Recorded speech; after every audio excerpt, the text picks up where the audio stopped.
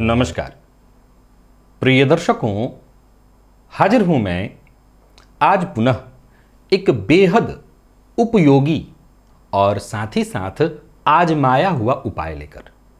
प्रिय दर्शकों, कल मैंने आप लोगों को 7 ऐसे प्रयोग बताए थे जिसे आप अपनी परिस्थिति के अनुसार जब संकट से जूझ रहे हो, मार्ग न मिल रहा हो, तो उसे आप करिए। इस सृष्टि में हमारे साथ जो भी परेशानियां हो रही हैं, जो कष्ट, जो अच्छा या बुरा, ये सब ग्रहों के कारण है। देखा जाए तो ये पूरा चराचर जगत जो है ग्रहों के अधीन है। तो जितनी भी परेशानियां हैं वो ग्रहों के कारण हैं। तो मैंने कल जो उपाय बताया था वो उपाय करिए। लेकिन प्रिय दर्शकों, एक ऐसा उपाय जिससे बीते दिनों मैंने कुछ वर्ष पूर्व, शायद 1 या 2 वर्ष पूर्व, मैंने अपने राशिफल के कार्यक्रम में आपको बताया था, और इस प्रयोग को करने के बाद से अब तक मेरे पास बड़ी संख्या में लोगों के मत आ चुके हैं, सहमति हो चुकी है कि हां, मुझे रिजल्ट इसका अच्छा मिला। यह ऐसा उपाय है जिसे हर व्यक्ति कर सकता है। सूर्य से लेकर केतु पर्यंत किसी भी ग्रह की पीड़ा से यदि आप पीड़ित हैं तो यह प्रयोग आपके द्वारा कराया जा सकता है, और इस प्रयोग को करके आप राहत पा सकते हैं। प्रयोग क्या था? प्रिय दर्शकों, मैंने एक स्नान की विधि आपको बताई थी जो 41 दिनों तक आपको लगातार करना था, और ये चीजें बहुत कठिन नहीं हैं, बहुत कठिनाई से मिलने वाली नहीं थी, जिसे कोई ना पा सके, हर किसी के लिए सुलभ थी। मैं नोट कराता हूं एक कागज पर, आप इसे जरा नोट करिए।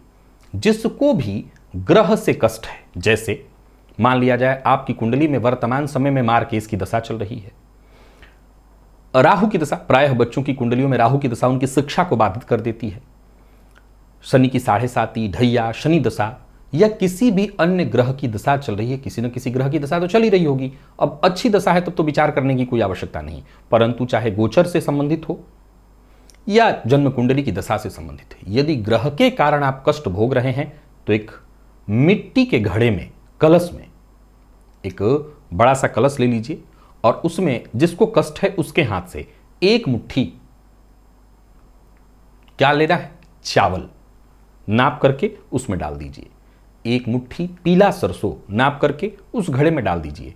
नागर मोथा एक मुट्ठी नाप करके उसमें डाल दीजिए। सूखा आंवला एक मुट्ठी अपने हाथ से नाप करके उस कलश में डाल दीजिए। दूब, दुर्वा 21 या 51 की संख्या में, जिसमें 3 पत्ते निकले हुए हों, ऐसा साफ करके डाल दीजिए।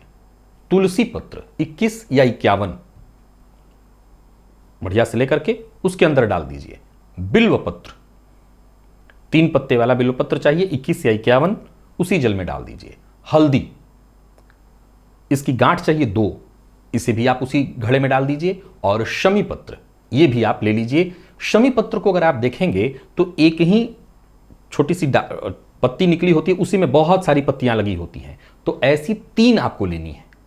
शमी पत्र को जब आप देखेंगे तो मैं उसको ऐसे कह सकता हूं एक ही डाली, असल में वो डाली तो नहीं होती, पतली सी होती, उसी में बहुत सारे पत्ते निकले होते हैं, तो ऐसी 3 डालियां आप उसकी ले लीजिए, इसी घड़े में डाल दीजिए। प्रिय दर्शकों, आपकी सामग्री तैयार हो गई। अब इसको जल से पूरित कर देना है। अब ये जल से पूरित करना कब है और ये प्रयोग आरंभ कब करना है? तो सबसे बढ़िया है कि आपको रवि पुष्य योग मिल जाए। अब देखा जाए तो रवि पुष्य हमेशा तो होता नहीं, इस वर्ष में था, अब एक और आखिरी बचा हुआ है जो कि 11 दिसंबर को है, वो इस वर्ष का आखिरी रवि पुष्य योग है, और वो भी रात्रि में जाकर के, मतलब 6 बजे के बाद मिल रहा है। तो या तो आप उस समय का इंतजार करिए और ये प्रयोग उस समय से प्रारंभ करिए, वहां से 41 दिन, अथवा किसी भी रविवार से आप इस प्रयोग को कर सकते हैं। किसी भी तरह की ग्रह दशा से जूझ रहे हो तो ये काम करेगा। करना क्या है कि उस घड़े में जिसमें सारी सामग्रियां आपने डाली हैं, जल भर दीजिए, और स्नान के पश्चात, याद रखिए, स्नान के पश्चात, ऐसा नहीं है कि अब 40 दिन तक घड़े में अगर पानी रहेगा तो हो सकता है उसमें थोड़ी खराबी भी आ जाए, भी, मैं भी शब्द का इस्तेमाल कर रहा हूं। करना यह है कि घड़े में पानी आपने भर दिया, अब प्रतिदिन उसमें से स्नान के पश्चात एक लोटे में, छोटे से पात्र में जल आपने निकाला और उस जल से स्नान कर लिया, और जितना आपने जल निकाला उतना ही जल उसमें डाल दिया। इसी तरह से आप उसको भर के रखिए 41 दिन तक, और 41वें दिन स्नान उससे करिए। स्नान के पश्चात अपने ऊपर वो जल डालना है। बस इतना लंबा समय 41 दिन होते होते किसी भी तरह की ग्रह बाधा से आप जूझ रहे हो, आपको राहत मिल जाएगी। और जैसा मैंने कहा कि 2 वर्ष पूर्व बताया था और ये आजमाया हुआ है, तो आप इसको कर सकते हैं, आजमा सकते हैं। अब सवाल होता है कि जब 41 दिन पूरा हो गया, उस घड़े का क्या करें? कहीं भी कोई नदी का किनारा हो, कहीं सामान्य निर्जन स्थान हो, वहां पर ले जाकर के डाल दीजिए।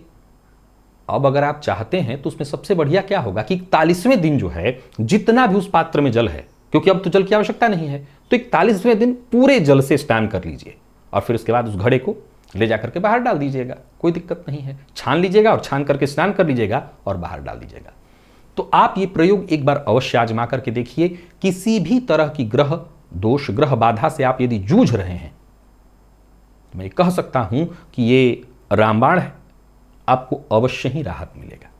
तो एक बार इस प्रयोग को अवश्य आजमाइए, इसका लाभ अवश्य उठाइए। आज के लिए बस इतना ही, इजाजत दीजिए। अगर इससे संबंधित कोई संशय मन में हो तो कमेंट में पूछ लीजिएगा, मैं प्रयास करूंगा जवाब देने का, बताने का आपको। तो इजाजत दीजिए, पुनः मुलाकात होगी। तब तक के लिए नमस्कार।